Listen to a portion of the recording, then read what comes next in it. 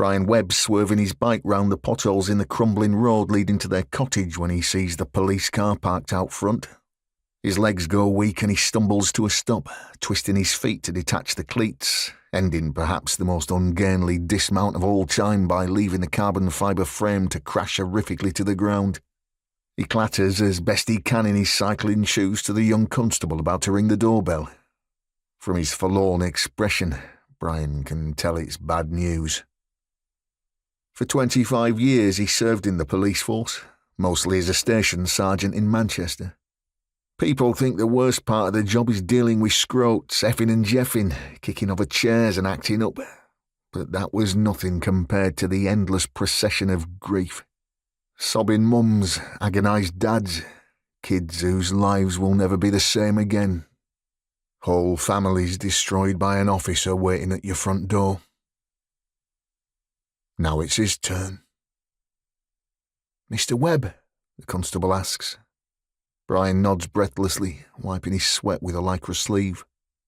"It's your wife. I'm sorry to say we've found her car.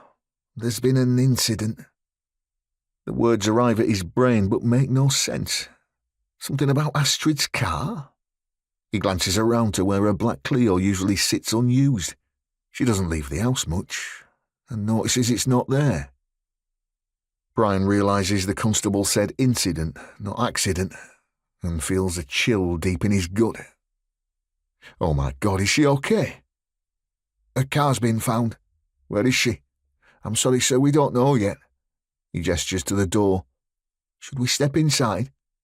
"Was it a crash?" "Her family liaison officer is on their way." "Why don't we put the kettle—" "I don't want a bloody cup of tea. I want to find out what's happened to my wife." The constable isn't sure what to do.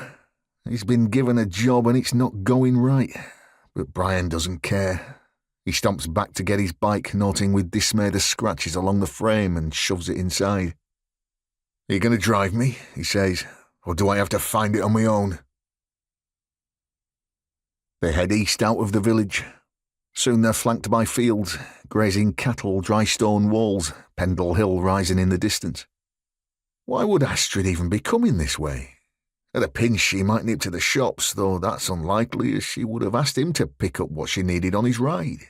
Even then she'd go to the spa in Northcote, not deep into farming country. Nothing about this makes sense, no matter which way he slices it. By the time they arrive at the police cordon, he's wrung his hands so hard his fingers feel like claws. He gets out and hurries the rest of the way on foot. Her car skidded off the side of the road, the front bumper thrust into a hedgerow. A white-suited forensics officer is in the front, leaning over the driver's seat to take a sample. Brian sees the splatter of red on the windscreen and wails. Blood. Astrid's blood. The constable tries to lead him back. "This is why we say—" Brian pulls away from him. "Back off, I can handle it.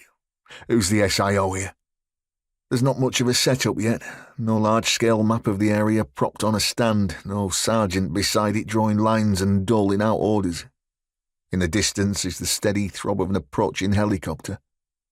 "The senior investigating officer," Brian says, giving his best "Are you deaf or are you stupid?" glare.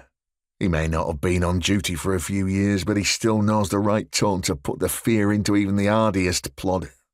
"Hurry up, son. I've got some information about my wife that might help."